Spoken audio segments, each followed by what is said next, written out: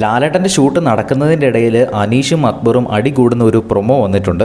അനീഷിൻ്റെ ഒരു കള്ളത്തരം അക്ബർ പൊളിച്ചെടുക്കുന്നുണ്ട്. അതായത് ബിഗ് ബോസ് വീട്ടിലേക്ക് അനീഷ് വന്ന സമയത്ത് ഒരു 4-5 ദിവസത്തേന് അനീഷ് ഗുഡ് മോർണിംഗ് എന്ന് തന്നെയാണ് പറഞ്ഞുകൊണ്ടിരുന്നത്. അതായത് ഇംഗ്ലീഷിൽ തന്നെയാണ് പറഞ്ഞുകൊണ്ടിരുന്നത്. അപ്പോൾ അത് കഴിഞ്ഞിട്ട് പെട്ടെന്നൊരു സുപ്രഭാതത്തിൽ അത് സുപ്രഭാതം എന്ന് മാറ്റി മലയാളത്തിലേക്കാക്കുന്നു.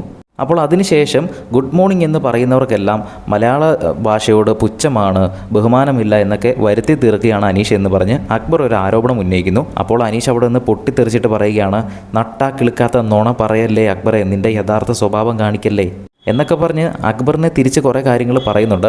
ഇങ്ങനെ ഇവരെ വഴക്കുണ്ടാക്കിക്കൊണ്ടിരിക്കുന്നതിൻ്റെ ഇടയിൽ തന്നെ ലാലേട്ടൻ കയറി വരുന്നു.